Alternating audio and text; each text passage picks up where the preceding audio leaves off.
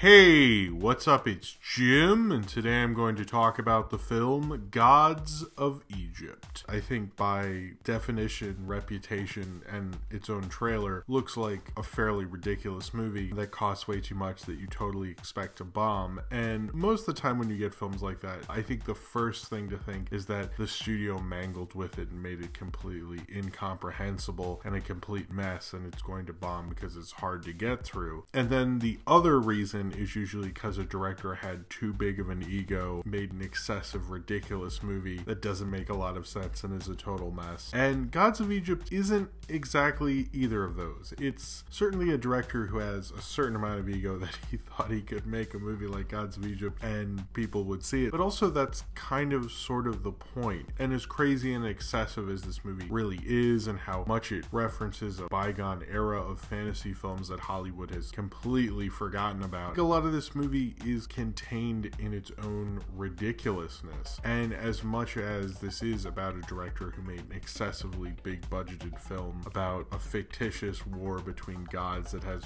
really no basis in any sort of Egyptian mythology on record, it's probably one of the more interesting failures of a blockbuster, but it's almost like as a movie, it doesn't feel like a failure. Like you wouldn't leave going like, oh, that was a total disaster. You go, what the fuck was that? It's kind of so covered in what the fuck is this shitness that if you were lactose intolerant, you probably shouldn't see this movie. It's just so out there in kind of what it's doing, but so brazen about it. I slightly respect it, even though the basic bare bones of it feels very much like a regular big blockbuster. It still feels weird and strange and just ridiculous that this thing even exists, while it combines things like Ray Harryhausen movies like Jason and the Argonauts and Clash of the Titans, the one with Harry Hamlin, not the one with Sam Worthington. It's kind of the kind of ridiculous kind of failure of a blockbuster that I end up kind of liking more for its silliness than its actual quality, but Gods of Egypt almost plays up the silliness so much that it almost makes me think that was really the whole point. Right when Horus is about to become king of the Egyptian Empire, his uncle Set comes to his coronation, kills his father, takes over, removes Horus's eyes, and makes pretty much everyone slaves and everything awful. But then this mortal called Beck,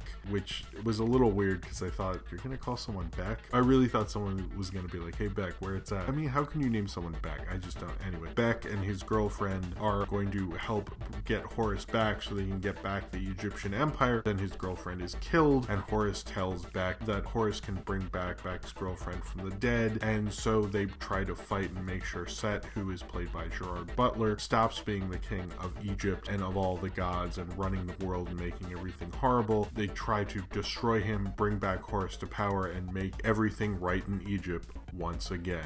This movie is a bad movie I enjoy, but not a bad movie I laugh at. Well, I guess I kind of am, because I'm seeing it because it's silly, and I knew it was kind of dumb, and it's the perfect movie to see when Hollywood's taking itself too seriously, because the Oscars are this weekend, and to see something like Gods of Egypt, and people will be like, oh, well, who would see anything this weekend other than Oscar movies? And I'm like, oh, hello, Gods of Egypt opened. This very much reminds me of Jupiter Ascending, but something that this film kind of has over Jupiter Ascending, although I think Jupiter Ascending in many ways has probably better cinematography and the visuals are a little better, and it is a little stranger in certain regard. Gods of Egypt kind of works in all its stupidity because it just keeps moving and changing locations and introducing new characters, and suddenly you're in this place and then you're in that place, and it never really repeats itself. Jupiter Ascending was like constantly Jupiter was getting in trouble and Channing Tatum had to save her, and it got really boring after a while, even though everything you were looking at was really cool and was by the Wachowskis. It was a fun, ridiculous, like epic vision to take in. But Gods of Egypt is like that also. There's certain visuals in this, like there's a part where Jeffrey Rush, who's playing Ra, is moving the sun away from the earth, but it's a flat earth, which is a really interesting visual. Almost reminds me of like silent film because it's such an old idea. It was kind of an interesting way to do it, like he believes Egyptian culture almost as literature. It was a really odd, interesting visual, and I really think that worked really well for Gods of Egypt. It kind of gave it its own interesting flair to it. You never knew what kind of set piece they're going to get into, whether it's like this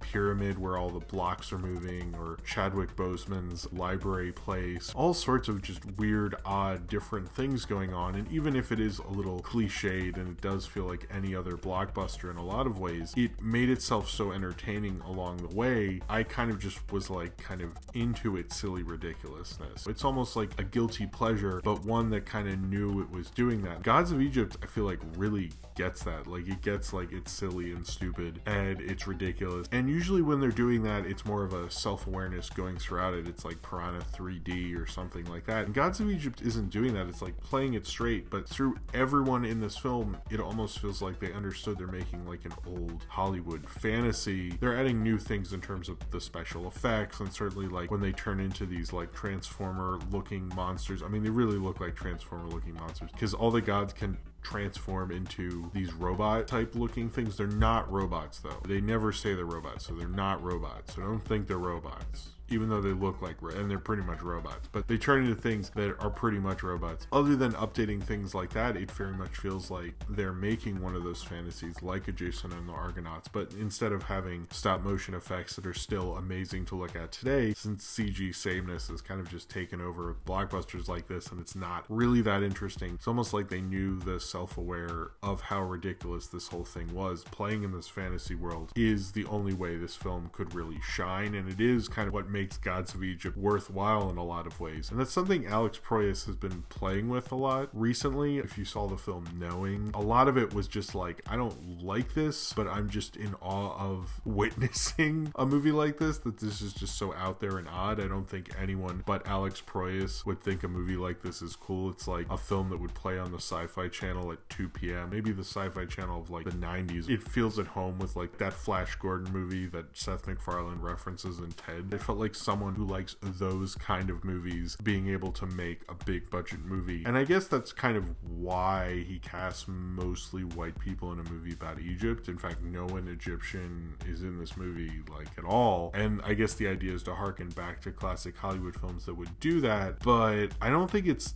that self-aware. It's like, I got it, but most people aren't, and I don't think it's really doing anything with that casting. It just basically, they put a bunch of white people in it like most Hollywood movies do. Although that self-awareness is certainly there, and I think they definitely know what they're doing with it. I don't think they really casted all white people to say that. I think they just casted all white people. You know, there was the controversy about it and such, and Alex Proyas did apologize. They weren't making a point with it, and the performances aren't great. Although this film, like most ridiculous big budget movies, has some great scenery chewing performances, particularly from Jeffrey Rush is just amazing. Like, Jeffrey Rush knows how to go over the top, and Chadwick Boseman, there's a performance that's like totally off, but I kind of love it as this like librarian knowledge guy. I haven't really seen Chadwick Boseman in a lot of stuff, but Chadwick Boseman is so off, it worked. Most of the younger cast is like blandly attractive in that way that if you were to watch this in 50 years, you'd be like, is that like what Hollywood thought was going to be big with the kids, but clearly wasn't, because I don't know who any of these people are in 50 years. Brendan Twaddy's, I never get like why they put him in movies. He's like so uncharismatic. I guess he looks good, and that's what they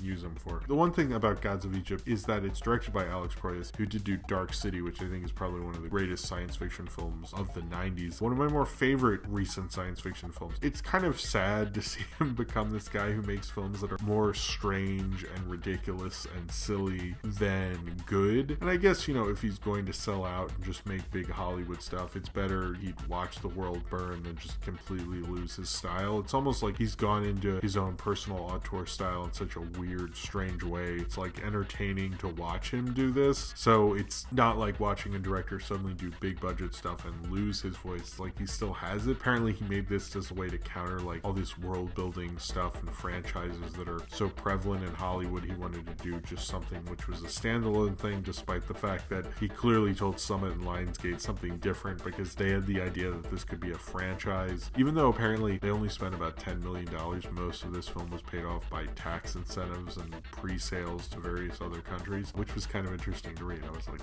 oh, okay. As silly and dumb as the script is, and certain things about characters aren't revealed till way too late in the movie, almost just like right when they need to go into it, like nothing's really built very well. The film just kind of starts. You get really very little character development with anyone before the film really gets into it, and then as they're going on their buddy journey with Horace and Beck, things just kind of come up when they need to come up. As dumb as this movie is, I kind of enjoyed it. It's like kind of fun. You'll just go, I mean, that was fine, but it's kind of like that was fine while you watch all this ridiculous, crazy stuff go on throughout it. So it's almost like you want it to be more of a disaster. It's almost like the film itself embraces its inner disasterness, which is weird. How is this Egypt movie with all white people so kind of enjoyable in its own ridiculous silliness? Like, you'd expect it to fall apart a lot more than it does, unless you consider like the boring structure that all blockbusters use kind of falling apart. But I almost feel like it kind of tries to blend itself to fit in so no one's gonna notice how crazy it is. I think I probably had a better time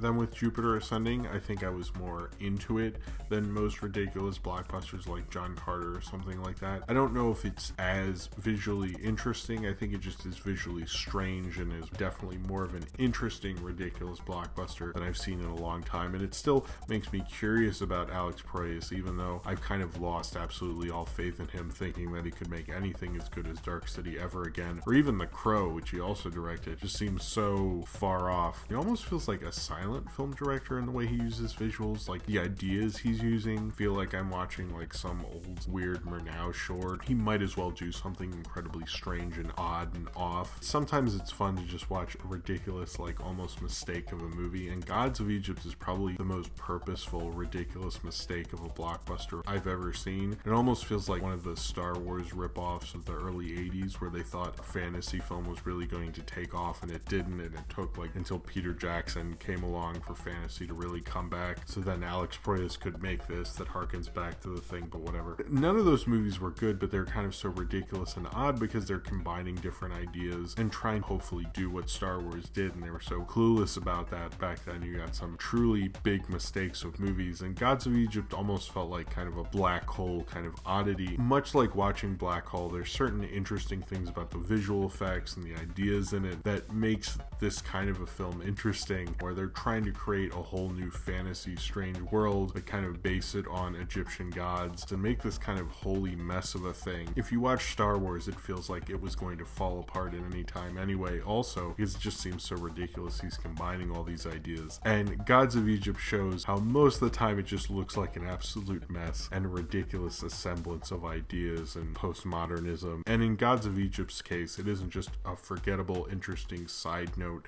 to film history, it's a little bit of an enjoyable one. I like seeing a silly, ridiculous movie that at least knows how to flow and be an enjoyable one, rather than one that's a complete mess and a disaster of a viewing experience. This might be a disaster financially and culturally, and no one's probably going to remember it in a year, but it's certainly an enjoyable time while it's going on. So if you have seen Gods of Egypt and you would like to talk about it, then comment below in the comments and subscribe if you would like to.